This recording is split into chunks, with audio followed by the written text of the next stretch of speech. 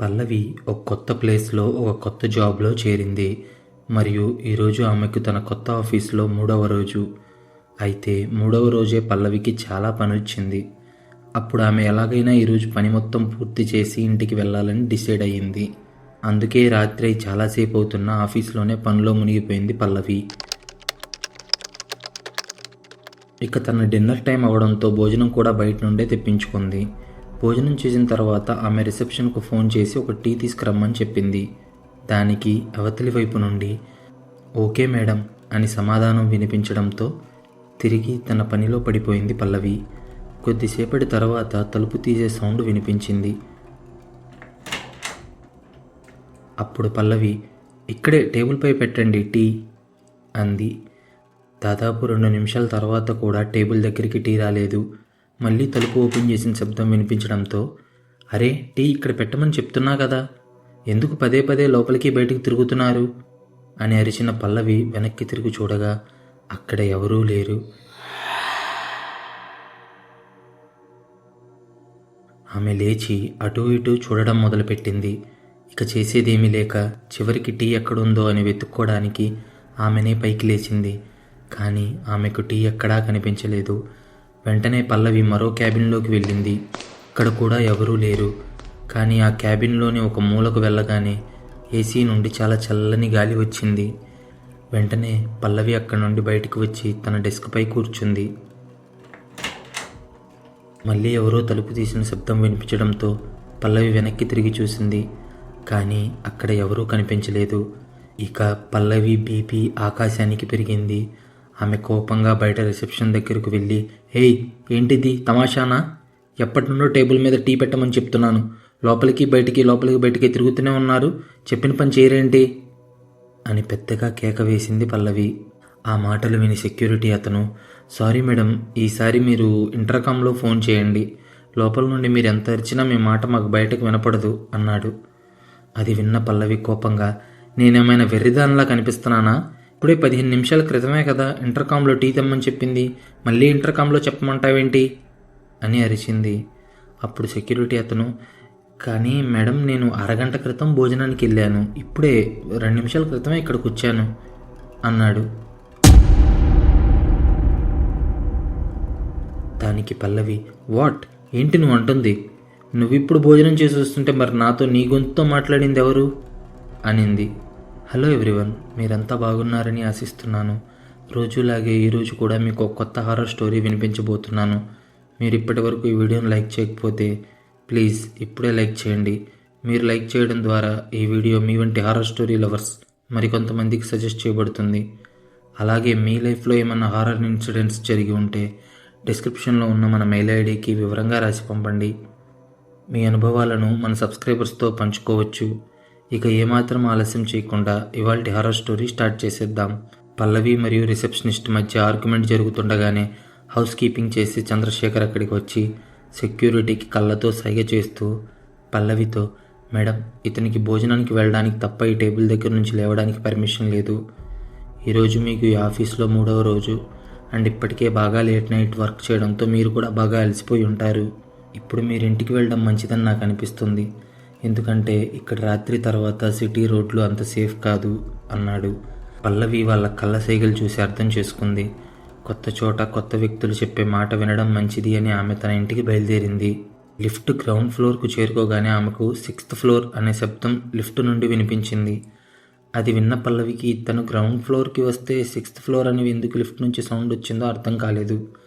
అయితే ఇంతలో డోర్ తెరుచుకోవడంతో లిఫ్ట్లో ఇలాంటి టెక్నికల్ ఇష్యూస్ రావడం ఈ రోజుల్లో కామన్ అని ఆమె లిఫ్ట్ దిగి తన ఇంటికి బయలుదేరింది.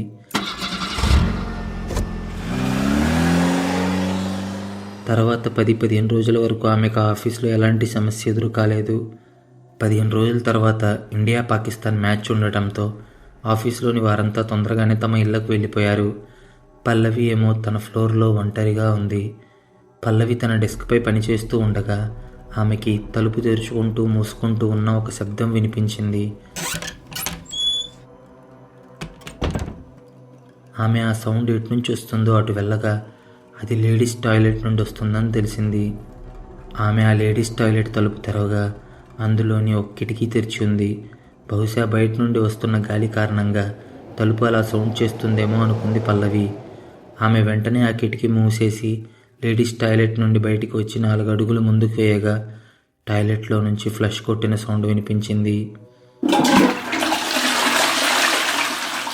అది విని భయపడుతూ నెమ్మదిగా అడుగు వేసుకుంటూ బాత్రూమ్ వైపు వెళ్ళి మళ్ళీ టాయిలెట్ రూమ్ డోర్ తెరిచింది పల్లవి.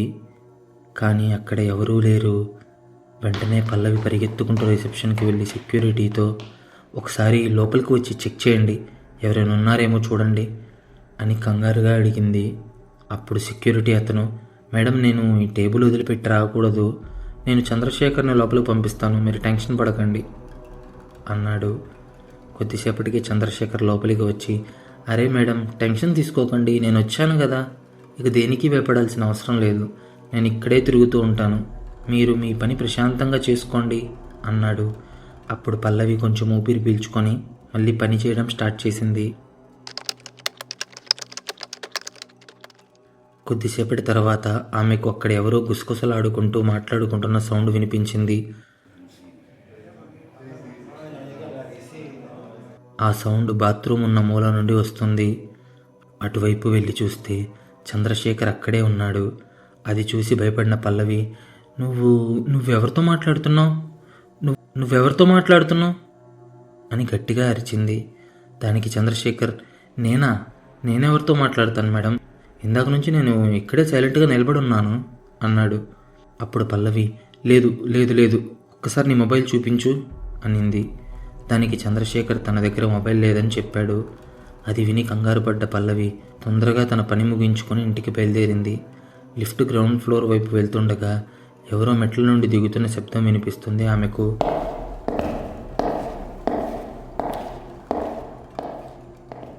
కానీ లిఫ్ట్ గ్రౌండ్ ఫ్లోర్కి చేరుకున్నప్పుడు ఆ అడుగుల సౌండ్ ఆగిపోయింది. అలాగే అక్కడ ఎవరూ కనిపించలేదు. కేవలం 6th ఫ్లోర్ అనే లిఫ్ట్ సౌండ్ మాత్రమే వినిపించింది. అప్పుడు మరింత కంగారు పడిపోయిన పల్లవి గబగబా లిఫ్ట్ దిగి తన ఇంటికి బయలుదేరింది. ఇంటికి చేరుకొని భోజనం చేస్తుండగా పల్లవి ఫోన్ రింగ్ అయింది. ఫోన్ చేసింది ఎవరో కాదు, ఆమె తల్లి. అవతల నుంచి ఆమె పల్లవి తండ్రికి ఎమర్జెన్సీగా ఆపరేషన్ చేయించాలని, దానికోసం వెంటనే 2 లక్షల రూపాయలు కావాలని చెప్పింది. పల్లవి వెంటనే ల్యాప్టాప్ తీసి నెట్ బ్యాంకింగ్ ద్వారా డబ్బులు పంపాలని వైఫై కనెక్ట్ చేసింది. కానీ ఇంటర్నెట్ కనెక్ట్ అవ్వడం లేదు. చాలాసార్లు ట్రై చేసిన తర్వాత ఆమె విసిగిపోయి కారు తీసుకొని తన ఆఫీస్ వైపు బయలుదేరింది. ఎందుకంటే ఆఫీస్లో హై స్పీడ్ ఇంటర్నెట్ ఉంటుంది అని. కాసేపటికి ఆఫీస్కు చేరుకున్న పల్లవి రిసెప్షన్ దగ్గరికి వెళ్ళగా అక్కడ ఎవరూ లేరు. ఆమె సెక్యూరిటీ అని గట్టిగా కేక వేయడంతో సెక్యూరిటీ అతను పరిగెత్తుకుంటూ పై అంతస్తు నుండి కిందకు వచ్చాడు. అప్పుడు పల్లవి, ఇందాక నేను లోపలికి రమ్మంటే ఇక్కడ నుండి కదలడానికి పర్మిషన్ లేదన్నావు, మరి ఇప్పుడు ఎలా పైకి వెళ్ళావు అని గట్టిగా అరిచింది. అప్పుడు సెక్యూరిటీ భయపడి, మేడం నేను భోజనానికి వెళ్ళాను, మీరు లోపలికి వెళ్ళండి, నేను చంద్రశేఖర్ని పంపిస్తాను అన్నాడు. పల్లవి లోపలికి వెళ్ళి ఇంటర్నెట్లో డబ్బులు ట్రాన్స్ఫర్ చేస్తుండగా సడన్గా ఆమెకు ఒక సౌండ్ వినిపించింది. ఆ సౌండ్ బాత్రూమ్ లోపల నుండి వస్తుంది. నెమ్మదిగా అడుగులు వేసుకుంటూ పల్లవి బాత్రూమ్ దగ్గరికి వెళ్ళి తలుపు తెరిచి చూస్తే అక్కడ చంద్రశేఖర్ నిలబడి ఉన్నాడు. అది చూసి పల్లవి ఊపిరి పీల్చుకుంది. ఆమె చంద్రశేఖర్ను టీ తీసుకురమ్మని చెప్పి మళ్ళీ తన పనిలో మునిగిపోయింది. సరిగ్గా అప్పుడే ప్రింటర్ దగ్గర నుండి ఒక శబ్దం వస్తుంది. పల్లవి ప్రింటర్ దగ్గరకు వెళ్ళి చూడగా ప్రింటర్ నుండి ఖాళీ ప్రింట్లు బయటికి వస్తున్నాయి. చంద్రశేఖర్ టీ తీసుకొని లోపలికి రాగానే ప్రింటర్ సడన్గా మధ్యలో ఆగిపోయింది. టేబుల్ మీద టీ పెట్టిన చంద్రశేఖర్ తలుపు తీసి బయటకు అడుగు పెట్టగానే ప్రింటర్లో స్టక్ అయిన చివరి పేపర్ పూర్తిగా బయటకు వచ్చింది. ఈ సంఘటనలన్నీ పల్లవి కళ్ళ ముందే జరిగాయి. ఆమె వెంటనే రిసెప్షన్కు వెళ్ళి చంద్రశేఖర్ను తనతో పాటు లోపలికి వచ్చి కూర్చోమని చెప్పింది. చంద్రశేఖర్ ఆ ఫ్లోర్లోకి వచ్చి అటు ఇటు తిరగడం మొదలుపెట్టాడు. సరిగ్గా కొద్దిసేపటి తర్వాత మళ్ళీ అదే గుసగుసలాడుకునే సౌండ్ వినిపించాయి పల్లవికి. సరిగ్గా కొద్దిసేపటి తర్వాత మళ్ళీ అవే గుసగుసలాడుకునే సౌండ్స్ పల్లవికి వినిపించాయి. పల్లవి తన తల్లికి పంపాల్సిన డబ్బులు అప్పటికే ట్రాన్స్ఫర్ అయిపోయాయి. ఆమె నేరుగా చంద్రశేఖర్ దగ్గరికి వెళ్ళి, ఇక్కడ ఎవరూ లేరు కదా, మరెవరితో మాట్లాడుతున్నావు నువ్వేమైనా పిచ్చోడువా ఏంటి అని పెద్ద పెద్దగా కేకలు వేసింది. కానీ చంద్రశేఖర్ మాత్రం ఏమీ ఎదురు మాట్లాడకుండా తల వంచుకొని అంతా విని ఒకే మాట చెప్పాడు. మేడం, బాగా రాత్రి అయింది, ఇంత రాత్రి పూట రోడ్లంత సేఫ్టీగా ఉండవు అని అన్నాడు. అది విన్న పల్లవి కోపం అమాంతం పెరిగిపోయి, నేను అడుగుతుందేంటి, నువ్వు చెప్తుందేంటి అని అరవగా తాను ఎవరితో మాట్లాడటం లేదని చెప్పాడు చంద్రశేఖర్. అయితే పల్లవి మరుసటి రోజు అడ్మిన్ డిపార్ట్మెంట్ నుండి సీసీటీవీ ఫుటేజ్ తెప్పించింది. దానిని చూడగానే అసలు విషయం ఆమెకు తెలిసింది. ఆఫీసులో అందరూ వెళ్ళిపోయేదాకా వెయిట్ చేసిన పల్లవి అందరూ అక్కడి నుంచి వెళ్ళిపోయాక చంద్రశేఖర్ను పిలిచి సీసీటీవీ ఫుటేజ్ చూపించి, ఇప్పుడైనా నిజం చెప్పు, లేకపోతే నీ ఉద్యోగం పోతుంది అంది. అప్పుడు చంద్రశేఖర్ నవ్వి, మేడం, నేను ఇక్కడ 20 ఏళ్ళుగా ఉద్యోగం చేస్తున్నాను. పెద్ద బాస్తోనే కాదు, అతని కంటే 10 ఏళ్ల ముందు నుండి ఇక్కడ ఉద్యోగం చేస్తున్నాను. నా ఉద్యోగం అంత ఈజీగా పోయేది కాదులేండి, కానీ నిజం మీ ముందుంది కాబట్టి అసలు విషయం ఏంటో చెప్తాను అన్నాడు. చంద్రశేఖర్ మాటలను చాలా శ్రద్ధగా వింటున్న పల్లవి వెంటనే, పెద్ద యజమాని ఎవరు? ఇక్కడ ఒక చైర్మనే కదా ఉంది అని ఆశ్చర్యంగా అడగ్గా, ఈ కంపెనీని 2 పార్ట్నర్స్ స్టార్ట్ చేశారు. వాళ్ళిద్దరూ కాలేజీ ఫ్రెండ్స్. వ్యాపారం బాగా సాగుతుండగా ఒకరోజు నా ఓనర్కి మరియు అతని పార్ట్నర్కి మధ్య డబ్బుల విషయంలో చాలా గొడవ జరిగింది. నా ఓనర్ను డబ్బుల కోసం చంపేస్తానని అతని ఫ్రెండ్ బెదిరించాడు. చిన్నప్పటి నుండి తనతోనే కలిసి పెరిగి కలిసి తిరిగిన ఫ్రెండ్ అలాంటి మాటలు మాట్లాడడం విన్న మా ఓనర్ గారికి గుండెపోటు వచ్చింది. సరిగ్గా ఇదిగో మీరు కూర్చున్న చోటే ఆయన చనిపోయారు అని జరిగిందంతా చెప్పాడు చంద్రశేఖర్. ఆ తర్వాత పల్లవికి ఇదంతా ఎందుకు జరుగుతుందో మరియు చంద్రశేఖర్ ఎవరితో మాట్లాడుతున్నాడో అర్థమైపోయింది. మరుసటి రోజు పల్లవి ఉదయం ఆఫీస్కు రాగానే ఆఫీసులో పోలీసులు ఉన్నారు. కాసేపటికి చంద్రశేఖర్ గుండెపోటుతో చనిపోయాడని పల్లవికి తెలిసింది. అది కూడా తను కూర్చునే క్యాబిన్ దగ్గరనే అని తెలియడంతో పల్లవి నిశ్శబ్దంగా అక్కడి నుండి ఇంటికి వెళ్ళిపోయింది. 2 రోజుల తర్వాత తన రిజైనింగ్ లెటర్ను ఈమెయిల్ ద్వారా తన మేనేజర్కు పంపింది పల్లవి. పల్లవి ప్రస్తుతం హైదరాబాద్లో ఉంటుంది. ఇదంతా జరిగిన తర్వాత కూడా ఇప్పటికీ ఎవరైనా గుసగుసలాడుకుంటే ఆమెకు అస్సలు ఇష్టం ఉండదు.